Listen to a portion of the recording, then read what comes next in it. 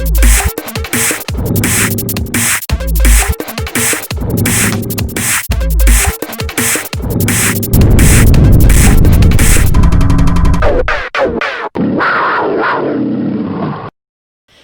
and welcome back to The Jungle. Because journalism is currently occupied with putting together a newspaper this week, we will be taking over. My name is Belle Shavy. And I'm Dakota Brockman. Our first segment is all about Abby Donovan. She placed second at state golf this week in Emporia. We've interviewed Abby about her experience playing in the state tournament. So we're here today with senior Abby Donovan, who placed second at state golf. Congratulations, Abby. Thank you. Tell us about your experience in Emporia. I played at Emporia a few times before I went there for state, and I played a practice round there. And so I knew the course pretty well. And yeah, I already knew the course well. So I knew what was coming and how to play the holes right. So after the first day, you were in first place. What were you thinking about after that? Well, my main goal was to shoot better the second day. And I thought maybe if I did that, I'd have a good chance at winning state. So I wasn't really worried about what place I got in. As long as I was happy with the scores that I got, I knew that I had accomplished something. Do you feel like you achieved your goals? Well, my main goal was to shoot in the 70s both days, which I did the first day. But the second day on the front nine, I shot one worse, which led me to shoot one worse the second day. So I ended up shooting 80, but I'm still happy with it, and I'm proud of myself for doing that. Do you think weather was a factor in any of this? The only thing that really affects me is the clothes that I wear. But I think I did pretty good considering that it was chilly all day and windy. And yeah. So you weren't there by yourself, you had the entire golf team? Yeah, they all did very well at state and throughout the entire season. They are great supporters of me and my accomplishments, and I think they all have improved greatly over the years that I've played with them. Alright, so you're a senior this year, so what's in the future for you? Well, I've been talking to some colleges and some coaches to golf for their team, and I guess we'll just see where that goes because I haven't made my decision yet. Well, thank you for being here today, Abby. We're very proud of you and the golf team. Thank you. This is Roman Hay from Cascadge, and back to Bella and Dakota. Congratulations, Abby. The presidential election is approaching fast, and we have many seniors who will be eligible to vote by November 3rd. Caitlin Beichman has prepared a video to provide more information for voters. Now we'll turn it over to Mr. Hinkle for more about the candidates.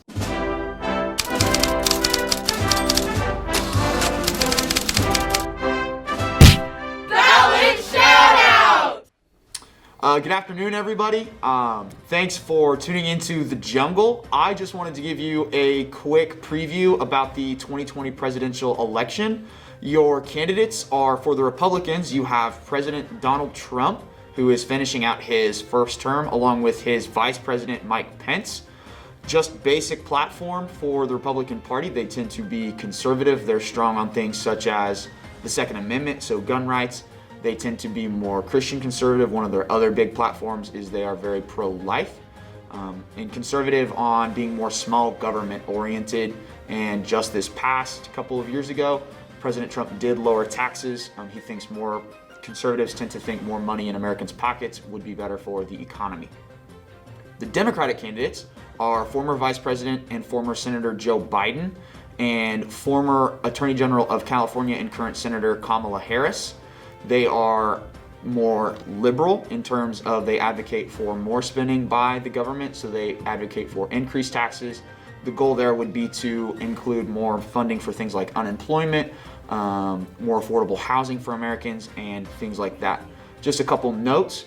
We do have the two oldest presidential candidates in U.S. history. Donald Trump is 74, Joe Biden is 77. Donald Trump was the oldest elected president in 2016 when he was 70. I would encourage all of you seniors that are eligible. The election is on November 3rd. You just have to be 18 on election day to register. So I would encourage you to register and then, of course, go out and vote. This is super important regardless of who you vote for. So, thank you.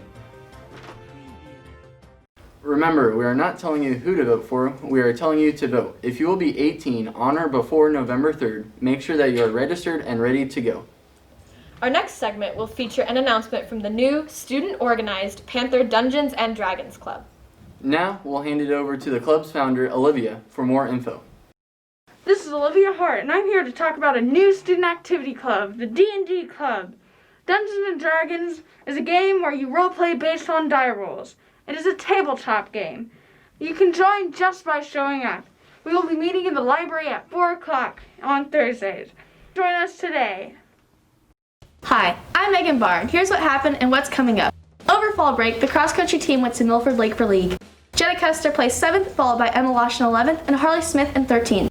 Alan Garcia placed 15th, and the girls' team placed 4th. Golf went to state at Emporia, and Abby Donovan got 2nd place. Tonight, the varsity football team will be going against Chapman. Go Cat! Tomorrow, cross-country will be going to regionals at the Hutchinson Prairie Ridge Park, and volleyball will be at Clay Center for sub-state. Next week, on the 26th, JV will be going against Chapman. 27th will be the choir concert at 7:30. National FFA Conventional on the 28th through the 29th. Back to Belle and Dakota. This week, we're going to meet our Cat Scratch seniors. Take it away, ladies. How long have you been in Cat Scratch? I've been in Cat Scratch for 3 years now. I've been in Cat Scratch for 2 years. What's your favorite part about being a senior?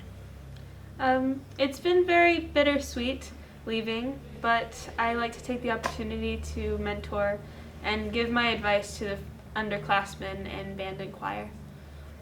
My favorite part about being a senior is probably all of it, but I'm really glad that I'm one step closer to continuing my life and meeting new people. What is your dream job? My dream job is to one day become an author. I really enjoy writing, and the idea of making people happy with my stories and for people to enjoy my stories is a really good feeling. My dream job would have to be an elementary teacher and just helping out the future generations. And finally, what advice would you give the freshmen?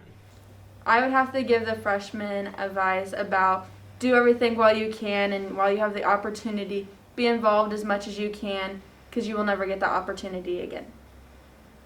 I agree with her, and also just be yourself. Don't worry about being popular or having the best grades. Just have fun. Enjoy these next years.